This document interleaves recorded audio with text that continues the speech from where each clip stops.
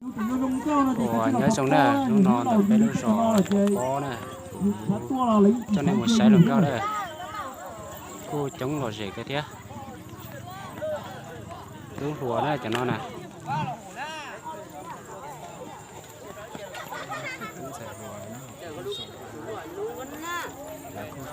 Chống cái thế này.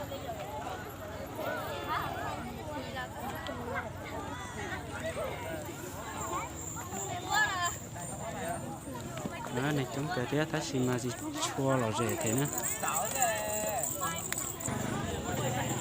Chống kiểu đây.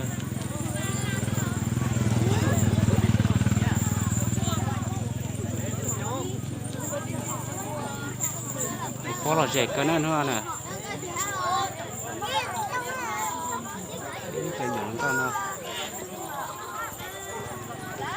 Chống cái thế. Cái tiền nhẹ nó có đâu.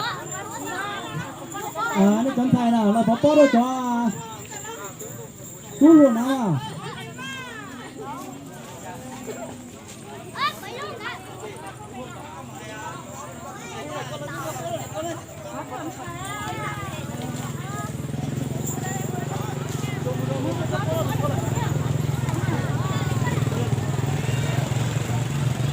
Tập con của đây, ông ơi.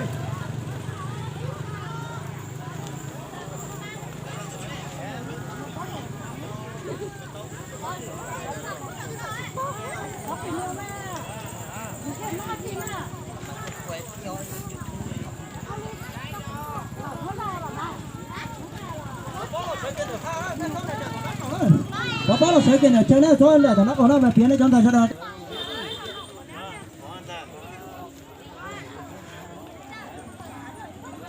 Mẹ cho mình nhổn thôi mẹ à. Có còn lò rể đó.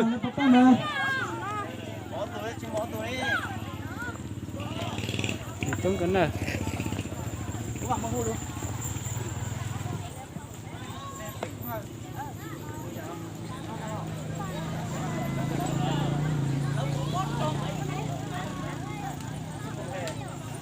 Chỉ mua máy thay thế, có sẽ thay máy nó không mà chỉ cho chiết thế nữa, sẽ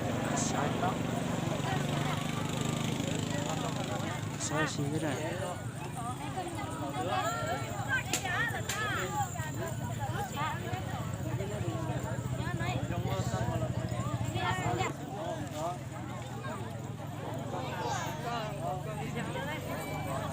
Quay video đây hả?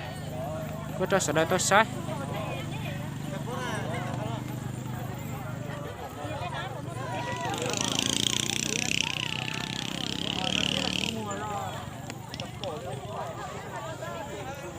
Được cái lúc giò thế nè.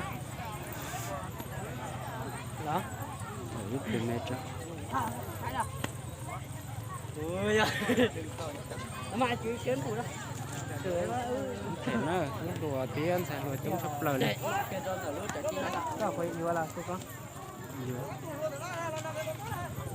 Chúng thể đó. Giò lọc như này nó nè.